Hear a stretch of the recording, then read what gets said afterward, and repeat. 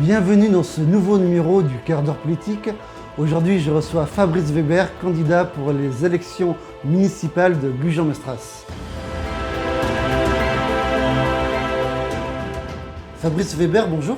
Bonjour. Donc, vous êtes candidat aux élections municipales de Gujan-Mestras.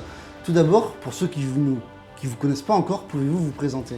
Alors je m'appelle Fabrice Weber, j'ai 54 ans, je suis père de famille et je réside à Gujan-Mestras maintenant depuis plus de 10 ans.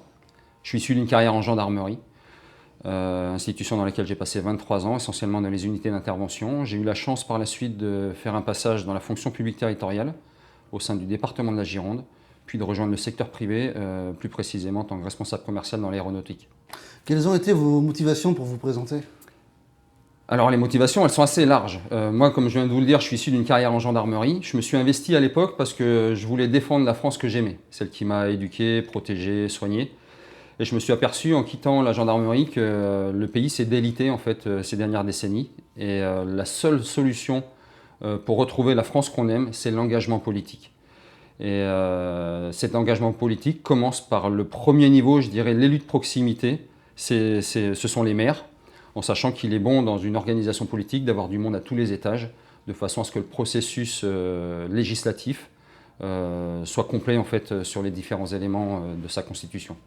Votre programme aborde plusieurs thèmes. Si vous êtes élu, quelle sera votre première action, votre première priorité? Alors ma première priorité, effectivement, je considère que la sécurité est la première des libertés. Quand on est maire, d'ailleurs c'est une des prérogatives des maires, la sécurité publique, c'est d'assurer la sécurité de tous les administrés, aussi bien sur le domaine public que chez eux, dans le domaine privé.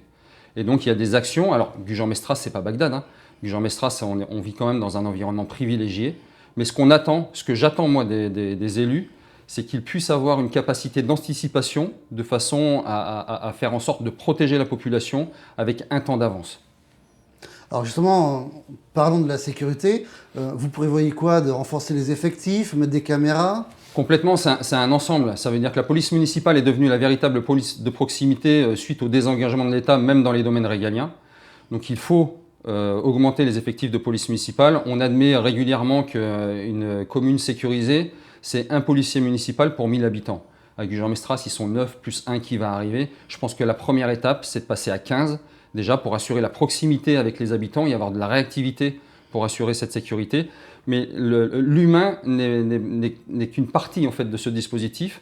Il faut également repenser la vidéoprotection sur la ville, qui est un atout majeur.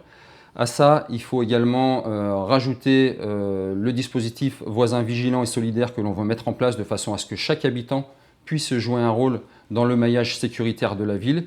Et enfin, quand on a des caméras, ce qui semble logique, c'est que la nuit, il y ait de l'éclairage, de façon à ce qu'on n'enregistre pas la pénombre la nuit sur les enregistrements vidéo. Ouais. Il faut un éclairage cohérent de nuit pour que la vidéoprotection soit efficace. D'accord. Comment vous comptez associer davantage les habitants à vos décisions et propositions? Alors là, c'est fondamental. Je crois que ces dernières années, il y a une défiance vis-à-vis des élus et des politiques en général. Et il y a un réel désir de la population d'être associée aux décisions, quelles qu'elles soient. Donc c'est vrai qu'au niveau national, on a beaucoup entendu parler de référendums qui n'ont jamais eu lieu. Mais en l'occurrence, au niveau municipal, on peut mettre des choses en place. Et nous, ce que l'on propose, c'est de mettre une plateforme numérique de concertation citoyenne de façon à associer les Gujanais sur toutes les décisions structurantes pour le Gujan-Mestras de demain. Et à titre d'exemple, c'est vrai que là, on est en cours de campagne électorale. Tous les candidats sont très volubiles sur différentes propositions qui coûtent cher. Mais je considère déjà que quand on utilise l'argent public sur des projections à venir, il est urgent d'avoir l'adhésion de la population. Donc ça, c'est dans la première partie du mandat. Mais sur ce mandat qui risque d'être long parce qu'on part sur un mandat de 7 ans, une fois qu'on a passé les 2-3 premières années, être maire, c'est pas avoir un blanc-seing, on ne fait pas ce qu'on veut. C'est ma conception des choses. Donc dans la deuxième partie du mandat, on aura très certainement des propositions justement qui vont structurer l'avenir de notre ville. Et je pense qu'il est essentiel d'avoir l'adhésion de la population. Et donc on consultera la population sur toutes les mesures structurantes pour la ville de demain. D'ailleurs, pour l'urbanisme, comment comptez-vous la maîtriser? Alors l'urbanisme, c'est important, c'est un sujet qui anime un petit peu les discussions en ce moment avec Gujan-Mestras. Il faut le maîtriser puisqu'aujourd'hui, depuis des décennies, on considère qu'il n'y a que l'étalement urbain qui peut venir compenser le besoin de logement à Gujan-Mestras. Donc on est encadré par des lois, la loi SRU en l'occurrence qui nous impose d'avoir un pourcentage de logement social, mais les prescriptions de l'État, pour une fois, sont de bon sens. Aujourd'hui, l'État dit stop à la consommation de forêts et d'espaces naturels et préconise de densifier les centres de façon à créer du logement. Et je crois que c'est une prescription de bon sens. Les Gujanais sont attachés à leur forêt. Donc il faut absolument la préserver, la sanctuariser et densifier les centres, ce qui permettrait également d'apporter des clients et du chiffre au commerce de proximité qui est moribond à Gujan-Mestras. On va rester dans le même thème. Tout à l'heure, en off, vous me parliez de l'Interco, mais quelle est votre position? L'Interco, effectivement. Alors l'Interco, les différentes collectivités qui gèrent le territoire. Mais au niveau de la COBAS, pour être tout à fait honnête, quand on regarde le budget de Gujan-Mestras, c'est 40 millions d'euros et il y a 14 millions de dettes. On est sur la dette, c'est du dynamisme communal. Donc je ne suis pas contre la dette, bien au contraire. Il faut qu'elle s'amortisse pour qu'on ait une puissance d'investissement à venir. Donc les finances de Gujan-Mestras sont à peu près saines. Par contre, quand on monte d'un étage, qu'on va au niveau de la COBAS, on est sur 140 millions d'euros de dette.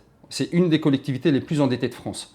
Et ça, on ne le dit pas suffisamment aux gens. Quand on rapporte l'endettement de la COBAS au nombre de foyers couverts justement par cette collectivité, ça fait 4 000 euros par foyer. Et je pense que les gens doivent le savoir. Et nous, moi, en tant qu'élu, mon objectif est de réduire cette dette parce qu'il est hors de question de la laisser, qu'elle soit supportée par nos enfants.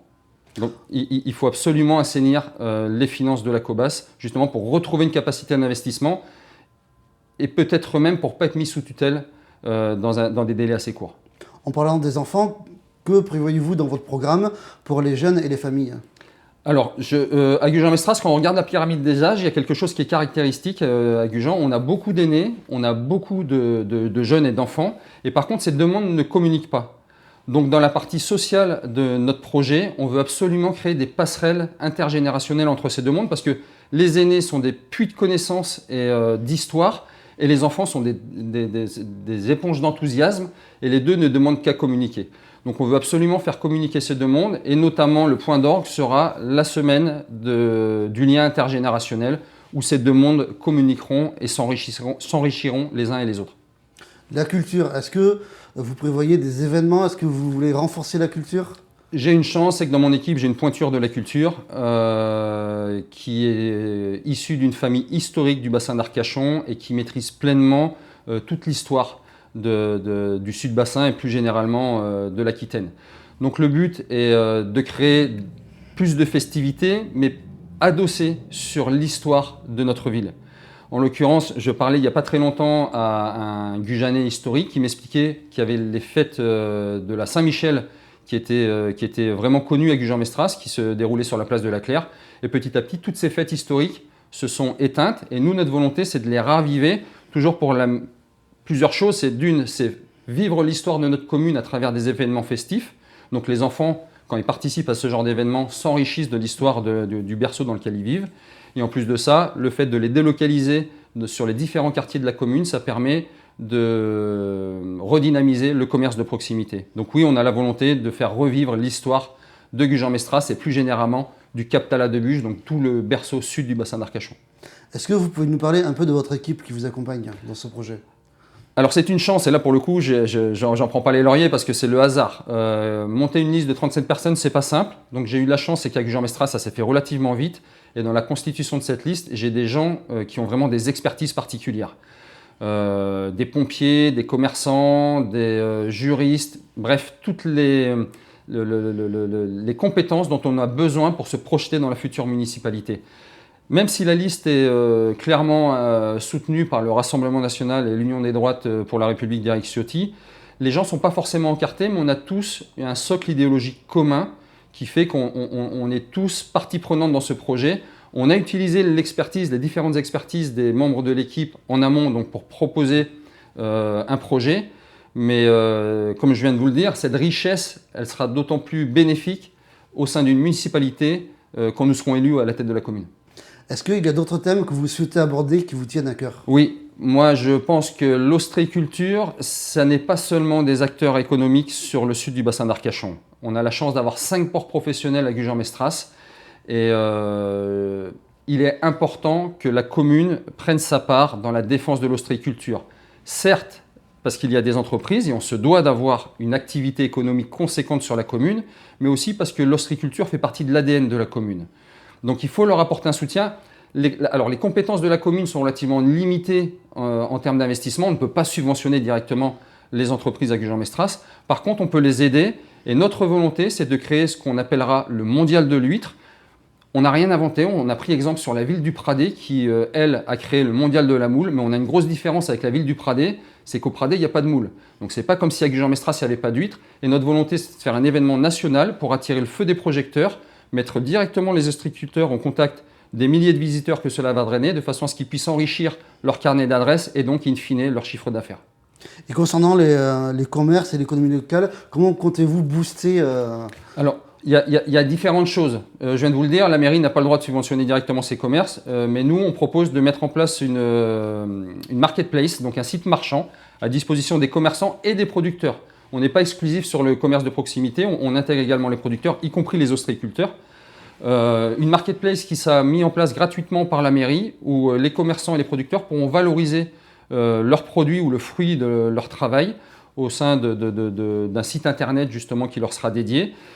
Et là où ça prend du sens, c'est que tous les chèques cadeaux émis par la mairie ne seront réinjectables uniquement que dans cette marketplace. Donc au final, ça profitera aux commerçants et aux producteurs. Je crois aussi qu'en période estivale, avec un marketing bien structuré, on est en mesure de valoriser cette marketplace.